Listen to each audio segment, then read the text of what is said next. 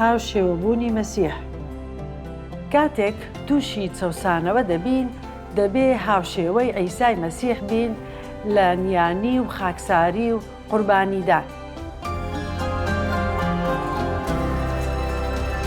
کاتێک بیر لەم بنەمایە دەکەینەوە، دەبێ بیر لەوە بکەینەوە کە عیسا خودا مرۆڤە. ئەو بەم دوو سروشتە وەڵامی هەر هەڵوێستێک دەداتەوە. ناونیشانەکە دەکرێت بەم شێوەیە بێت: بێئومێدی و خەمی عیسا. ئەوە پەیوەستە بە لایەنە ئادەمیزادەکەی. ئەمەش ئەو حوکمەیە دەکرێتەوە کە سەر ئەو کەسانە دەیدات وا ڕەتی دەکەنەوە. خۆراگریەکی زۆری هەیە، بەڵام لە کۆتاییدا کاتی حکمدان هات. اینجا عیسا دەستی کرد بە سەرزنشتکردنی ئەو شارانە کە زۆربەی پەرجووەکانی تێیاندا ئەنجام دابوو، چونکە تۆبەیان نەکردبوو. لەبیرتان بێت کە لە جەلیلدا 200 شار و گوند هەبوو. باسی 3 شار دەکرێت کە عیسا تیایاندا زۆربەی خزمەت و پەرجووەکانی ئەنجام داوە. قوڕ بەسەرت ئەی شاری هۆرازین، قوڕ بەسەرت ئەی بێت سەیدا، چونکە ئەو پەرجووانەی لە نێو ئێوەدا کران، ئەگەر لە سوور و سەیدا کرایە، ئەوە هەر زوو خەڵکەکەی بە جلوبەرگی گوش و لە ناو خۆڵەمێشدا تۆبەیان دەکرد. بەڵام پێتان دەڵێم لە ڕۆژی لێپرسنەوەدا سزای سوور و سەیدا سووکتر دەبێت لەوەی بۆ ئێوەیە. سوور و سەیدا لە باکوور بوون، بتپەرستیش بوون، دوو شاری بچووک و نزیک یەکتر بوون. ئیزابێل لە پەیمانی کۆندا ئافرەتێکی زۆر شەڕانگێز بوو و بەعلی دەپەرست. کچی پاشای فینیقیەکان بوو کە پاشای سوور بوو. عیسا دەفەرمووێ کە لە ڕۆژی لێپرسینەوەدا سزاکەیان سووکتر دەبێت. دواتر بەتایبەت باسی کەفەرناحوم دەکات. تۆش ئەی کەفەرناحوم، ئایا بۆ ئاسمان بەرز دەکرێیتەوە؟ نەخێر، تۆ بە جیهانی مردووان دەچێتە خوارەوە، چونکە ئەگەر ئەو پەرجووانەی کە لە نێو تۆدا کرا لە سەدومدا بکرایەوە، ئەوە تاکو ئەمڕۆ دەمایەوە. بەڵام پێتان دەڵێم لە ڕۆژی لێپرسینەوەدا سزای خاکی سەدوم لە هیتۆ سووکتر دەبێت. زۆرترین شار کە عیسا لە ماوەی 18 مانگی خزمەتەکەی لە ناوچەی جەلیل تێدا مایەوە. کەفەرناحوم بوو، ماڵی نەبوو. وا دیارە لە ماڵی پەترۆس و یاقوب و یۆحەنا دەمایەوە. دەبینین پەرجوو لە دوای پەرجوو دەکرد و ئامادەبوونی خودایان دەبینی. لەگەڵ ئەوەش مەسیحیان ڕەت کردەوە. ئاسەواری زۆربەی ئەو شارانە تا ئێستا ماوەتەوە. تەبەریە کە مەدوایەکی کەم نزیکە ئێستاش ماوە، بەڵام باسی هیچ پەرجوویەک نەکراوە کە لەوێ ئەنجامی دابێت. خوداش لە ڕێگەی مەسیحەوە سزای ئەو شارانە دەدات، چونکە ڕاستیان ڕەت کردەوە. چونکە مەسیح وەکو خودایە، نەک تەنها بێهیوا بوو لەو شارانە، بەڵکو سزاشیاندا. هەروەها وەکو مرۆڤیش دڵێکی خۆشویست و سۆزانەی هەیە. با لە ئایەتی 28ەوە بخوێنینەوە: وەرم بۆلام ئەی هەموو ماندووان و بارگرانەکان، من دەتان حەسێنمەوە. نیری من بخەنە سەر خۆتان و لە منەوە فێر بن، چونکە دڵنەرم و بێفیزم، حەسانەوەش بۆ دەروونتان دەدۆزنەوە.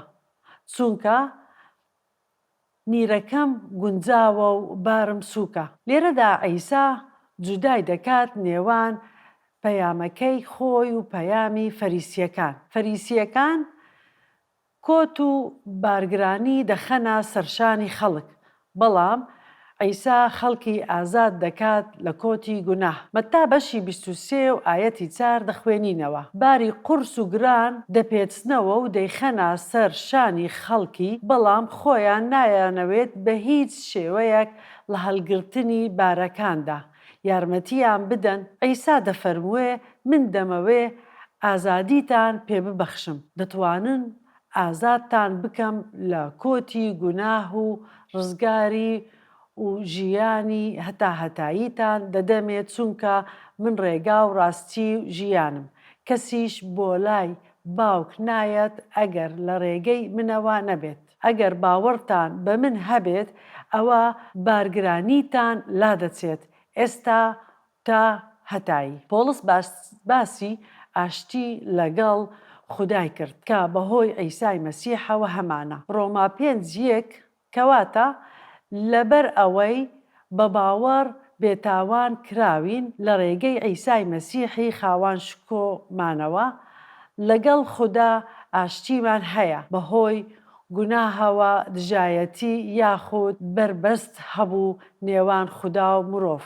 کاتێک عیسا گوناهەکانی ئێمەی هەڵگرت لەسەر خاچ ئەو بربەستە شکاو لەگەڵ خوددا ئاشت بووینەوە. لایەکی دیکەی ئاشتی هەیە ئەویش ئاشتیە لەگەڵ خوددا. فیلیپی 4:6-7 نیگەران مەبن بەڵکو با لە هەموو شتێکدا داواکاریتان بە نوێژ و پاڕانەوە و سوپاسگوزاریەوە لە لای خوددا زانراو بێت. هیچ شتێک لە ژیانماندا نییە کە خوددا گرنگی پێ نەدابێت.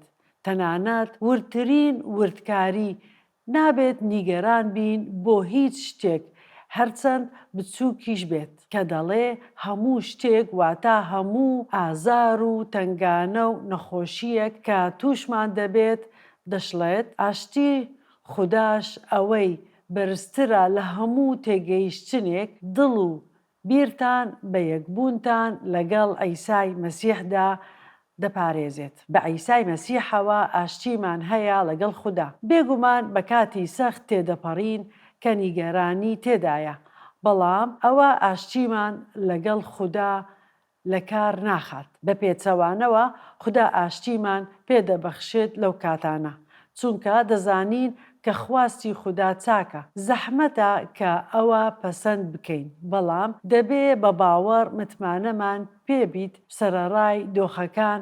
ئەمە دەمانبات بۆ پرسیاری پەیڕەوکردن. سەرەڕای تووشی نەبوونمان بە چەوسانەوەی توند چۆن بتوانین هاوشێوەی مەسیح بین. یەکەم جار دەبی بزانین عیسای مەسیح کێیە. کاتێ هاتە سەرزەوی لە فیلیپی 2 پۆڵس دەڵێ وەک عیسای مەسیح بیر بکەنەوە. ئەوەی بە سروشتی خۆی خوددایە. نەیویست یەک سانیەکەی لەگەڵ خوددا بۆ خۆی بقزێتەوە، بەڵکو خۆی کردە هیچ شێوەی بەندی وەرگرت وەک مرۆڤی لێهات کە بە ڕوخساری مرۆڤ بینرا.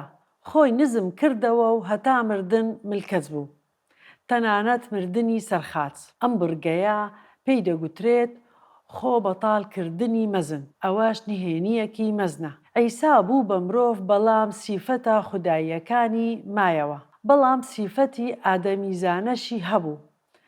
بوو بە مرۆڤ و ئەوەی هەڵبژارد کە ئێمە پێی تێدەپەڕین. بوو بە بەندە تا مردن. ئەمە نهێنیەکی مەزنە.